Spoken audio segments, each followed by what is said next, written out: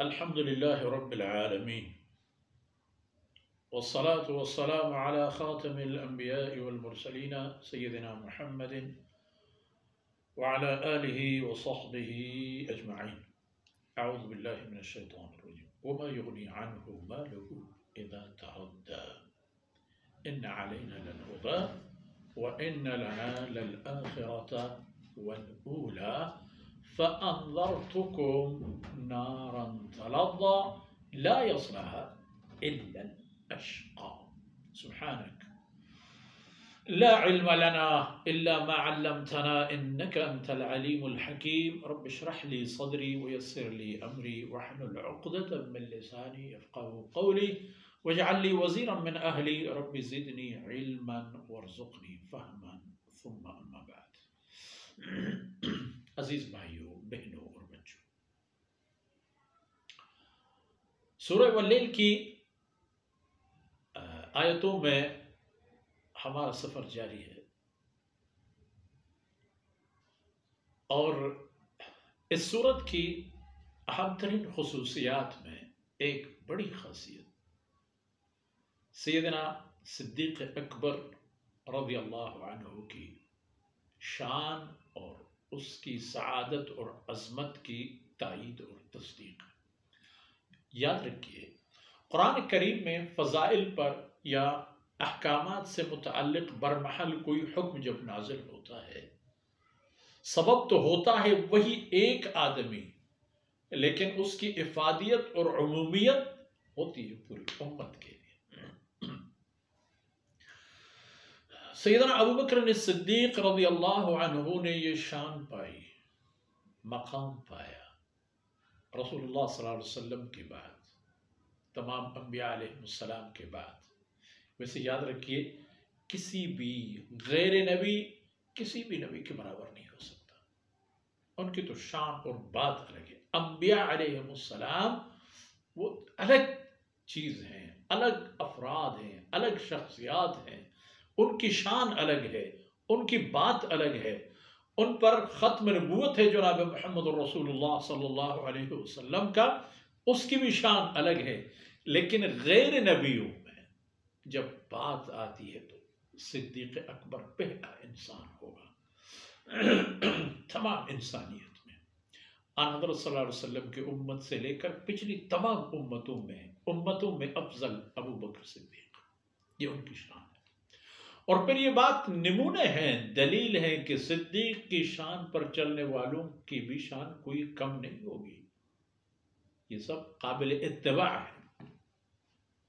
انہوں نے جناب رسول اللہ صلی اللہ علیہ وسلم کی تعلیمات سے فیض حاصل کی ہے، بغیر کمی بیشی کی اسی چیز کو انہوں نے پروان چڑھایا۔ ہم بھی آن حضرت صلی اللہ علیہ وسلم کی نبوت پر، ختم نبوت پر ایمان رکھتے ہوئے حضرات صحابہ کرام کے دل دادا اور ان کے رستوں پر چلنے والے،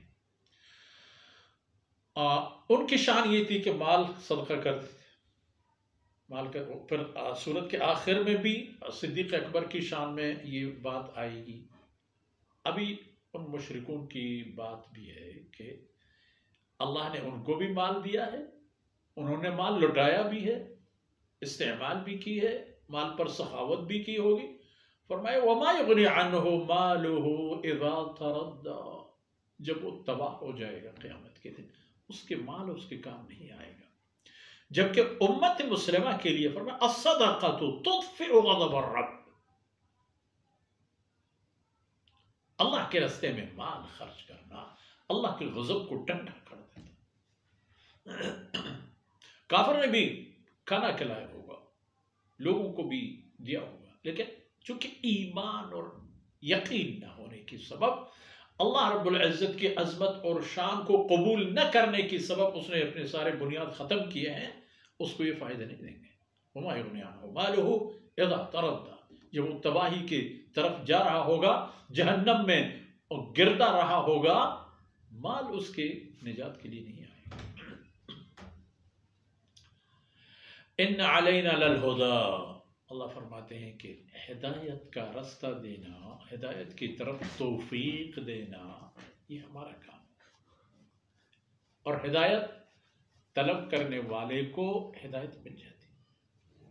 اس آیت میں اس بات کی طرف اشارہ ہے، جس نے دل و جان سے ہدایت مانگ لی اللہ رب العزت بھی اپنے رحمتوں کے انواع و اقسام کے دروازے اس کے لیے کھول دیں گے، اور اس کو اللہ کی رحمتیں اپنے لپیٹ میں لے لیں گے، اور ہدایت کا راستہ اس کے لیے آسان ہوگا۔ جس طرح آپ نے دیکھ لی کہ جو سعادت اور آسانی کی طرف یعنی جنت کی طرف متمنی ہوں گے، اللہ رب العزت ان کے لیے وہ راستہ آسان فرمائے گا، اور جو جہنم کی طرف سعی اور کوشش کریں گے ان کے لیے جہنم کا راستہ بھی، مشکلات کا راستہ بھی آسان ہو جائے گا۔ فرمایا فَأَنذَرْتُكُمْ وَإِنَّ لَنَا لَلْآخِرَةَ وَالْأُولَى، یہ سارے اللہ فرماتے ہیں ہمارے ہیں، ہمارے قبضے میں ہیں، ہمارے اختیار میں ہیں، ہماری مرضی پر، آخرت بھی اور دنیا بھی۔ دنیا اپنے ماحول سمیت حالات، واقعات، حوادث، کیا سے کیا اللہ سب ہمارے ہیں اور ہماری مرضی پر چلتے ہیں، مقصد بھی ہے۔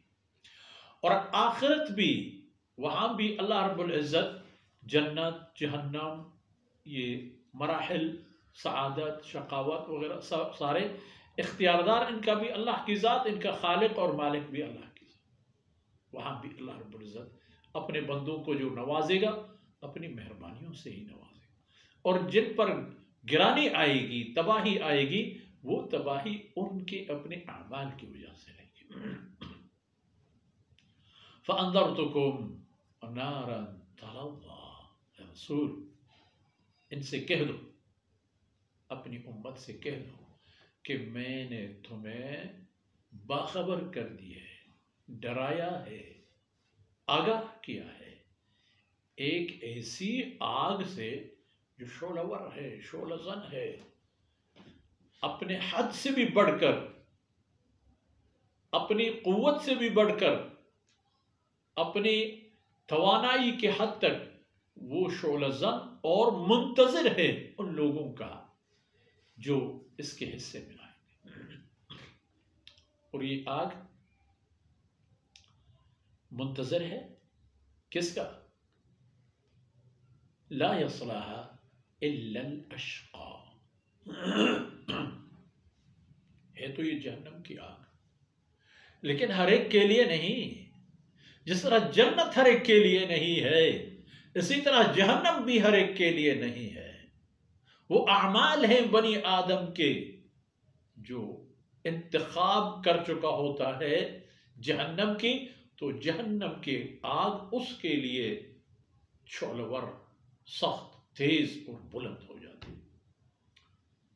تو جاننا چاہیے کہ جس انسان کو اللہ رب العزت نے پیدا فرمایا اور اس کو تمام وسائل سے مالا مال فرما کر حکم دیا کہ میری بندگی کرو، اور اس نے شیطان کی بندگی کی، تو لا یصلها الا الاشقى، یہی آدمی بد نصیب ہوگا اور جہنم کی آگ اس کے لیے تیار ہوگی۔ آج کی نشست انہی باتوں پر اختتام پذیر، اور انشاءاللہ العزیز بقیہ باتیں اگلے نشست میں۔ اللہ رب العزت خامیوں سے، کمی کوتاہیوں سے درگزر فرمائے، اور قرآن رسول اللہ صلی اللہ علیہ وسلم کی فرمودات کی سعادت، ان کی خیر و برکات دنیا میں بھی اور آخرت میں بھی ہمیں اور ہمارے عزیزوں کو نصیب فرمائے، اور ہمارے ان احباب کو بھی کہ جن کی محنت سے یہ مشن چل رہے ہیں اور یہ باتیں آپ تک پہنچ رہی ہیں۔ صلی اللہ علی نبینا محمد وعلی آلہ وصحبہ اجمعین۔